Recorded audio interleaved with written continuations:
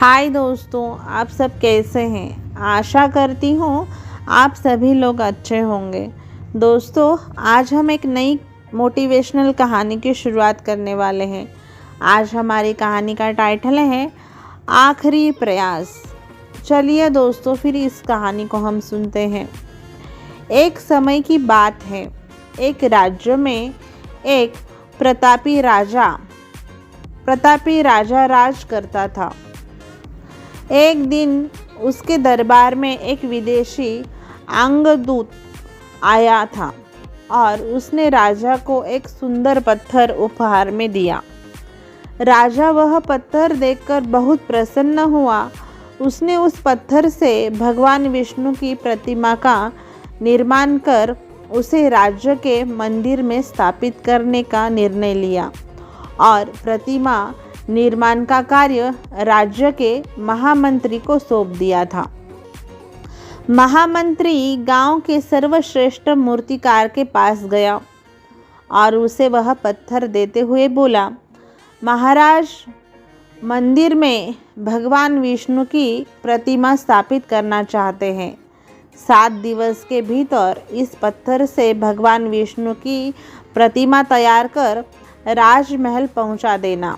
इसके लिए तुम्हें 50 स्वर्ण मुद्राएं दी जाएगी।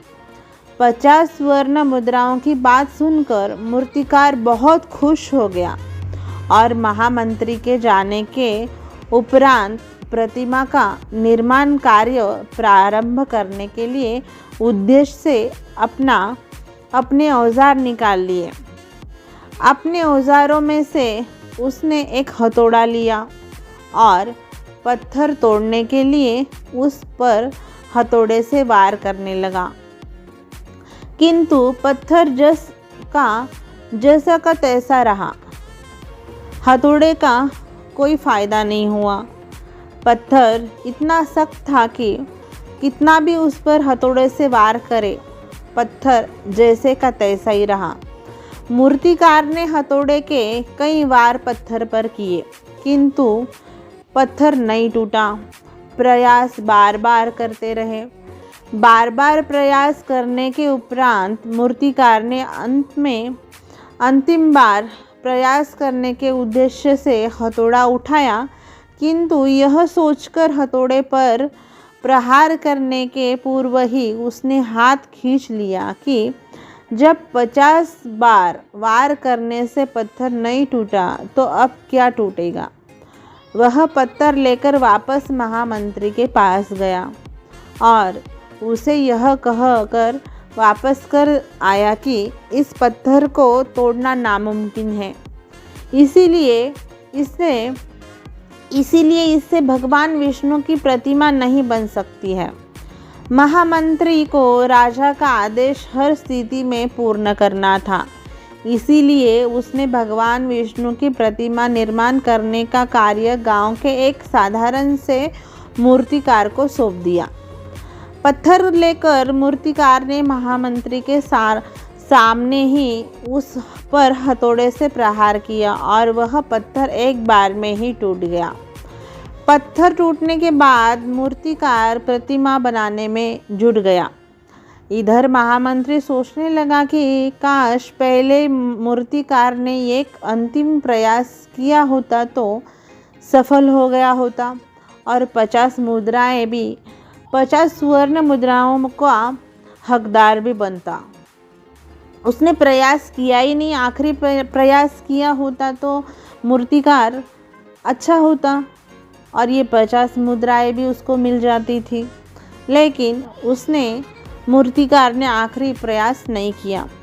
तो दोस्तों, इस कहानी से हम क्या सीख लेते हैं।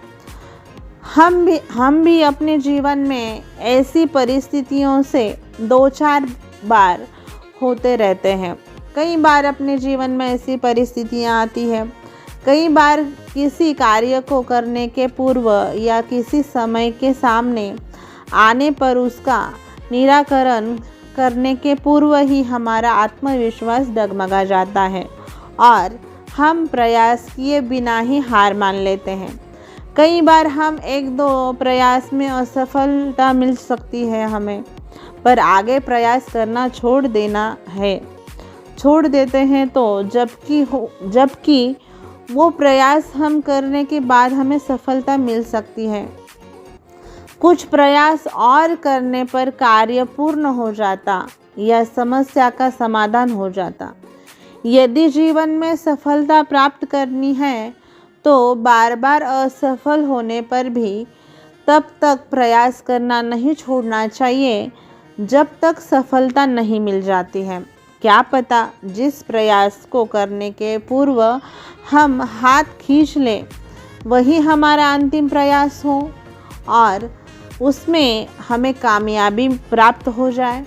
तो दोस्तों, कभी ज़िंदगी में कितने भी अपयश हमारी ज़िंदगी में आए, लेकिन उस कोशिश को हमें बार बार कोशिश करनी चाहिए। आखिरकार जो चीज़ हम ज़िंदगी में हासिल करना चाहते हैं वो चीज़ हमारे जीवन में निश्चित रूप से हमको मिल जाएगी। तो ज़िंदगी में प्रयास करना ना भूलें। चलो दोस्तों, फिर इस कहानी को हम यहीं पर समाप्त करते हैं। और आपको यह कहानी कैसी लगी आप कमेंट बॉक्स में लिखना ना भूलें। आपको यह कहानी अच्छी लगी हो तो आप अपने दोस्तों के साथ यह कहानी को शेयर करें। और आप हमारे चैनल पर नए हो तो हमारा चैनल सब्सक्राइब करें, लाइक करें और यह कहानी अपने दोस्तों के साथ शेयर करना ना भूलें। तब तक के लिए बाय दोस्तों, कल मिलते हैं एक नई कहानी में। बाय दोस्तों, अपना ख्याल रखना।